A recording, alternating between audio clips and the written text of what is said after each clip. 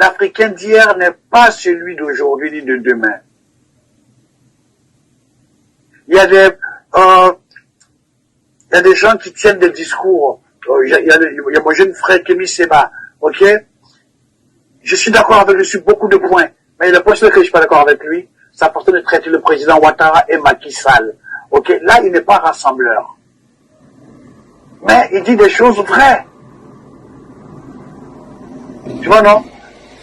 D'ailleurs, quand on s'est vu ici, il est venu chez moi à la maison, je lui ai dit ça. Je lui ai dit, que tu n'es pas conscient du pouvoir, tu vois, que tu as. Mais, sache l'utiliser. Qui te dit que M. Ouattara est d'accord avec tout ce qui se passe? Qui te dit que M. Macky Sall est d'accord avec ce qui se passe? Qui te dit que tu comprends qu'ils ne sont pas victimes de chantage avec un pistolet dans la tempe ou dans la nuque? Donc, ne laissons personne au bord de la route. Que la paix soit sur toi, Alpha. Je ne veux pas être long parce que je pense que ça ne nécessite pas de l'être, mais ça n'empêche pas que je vais tout faire pour que la réflexion soit la réflexion de fond.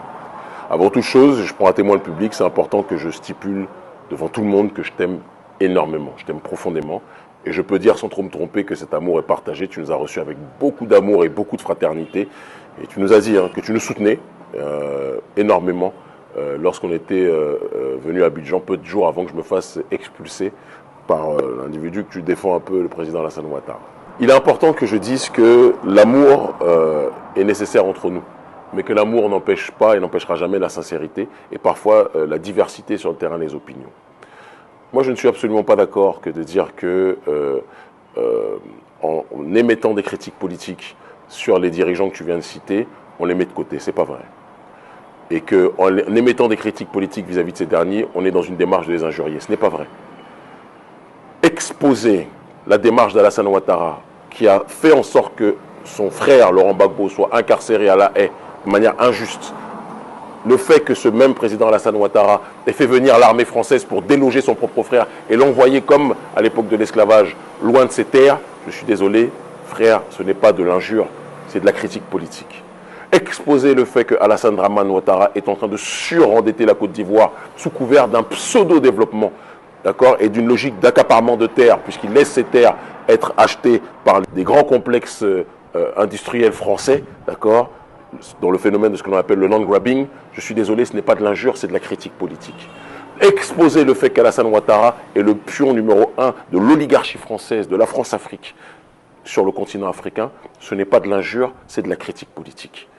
Exposer le fait qu'Alassane Dramane Ouattara accueille le meurtrier de Thomas Sankara, en l'occurrence Blaise Compaoré, sans que ça indigne qui que ce soit, y compris toi, grand frère, que j'aime énormément. Je suis désolé, grand frère. Mais pour moi, ce n'est pas de l'injure, c'est de la critique politique. Donc je le dis, je le répète, je t'aime énormément, mais je ne suis pas d'accord avec la criminalisation que l'on expose de notre pensée lorsque l'on s'oppose à ces dirigeants qui sont pour moi les valets des intérêts français.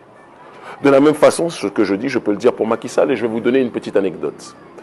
Macky Sall, c'est quelqu'un, lorsque j'ai commencé à être chroniqueur politique à la télévision, j'ai commencé mes activités à la télévision en Afrique en 2013, lorsque j'étais chroniqueur politique à la 2S TV, dans l'émission Le Grand Rendez-vous, je salue tous ceux qui m'ont connu à partir de cette période-là, vous êtes nombreux, Macky Sall passait son temps à dire à son équipe, à ses ministres, à ses députés, que s'il venait à l'émission de dire qu'il appréciait beaucoup les chroniques qui étaient les miennes, parce que c'était des chroniques qui défendaient l'identité africaine, qui défendaient la logique de la culture africaine, qui défendaient une réflexion souveraine sur le terrain de l'idée du principe africain en tant que tel, et sur le terrain sociétal, et on se retrouvait sur un bon nombre de points.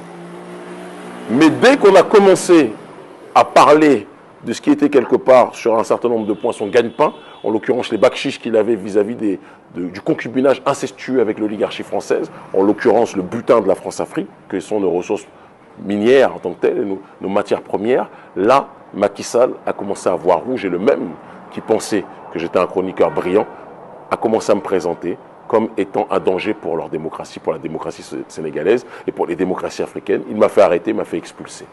Qu'est-ce que je veux dire par là? Il faut qu'on arrête de faire croire que lorsque l'on critique, pendant trop longtemps ça a été ça, dès lors qu'on critique un dirigeant, ça devient un crime de lèse-majesté, comme si critiquer nos dirigeants en Afrique, c'était comme critiquer des rois. Ce ne sont pas des rois, ce sont des personnes qui sont, même s'ils sont très souvent mal élus, qui sont à la tête de l'État pour administrer la vie de la cité. Et notre rôle en tant que citoyen, parce que la vraie politique, ce n'est pas être député ou être ministre ou être président. La vraie politique, c'est la participation à la vie de la cité. C'est qu'il y ait des personnes qui soient là pour faire en sorte que la vie de la cité se déroule de la meilleure des façons.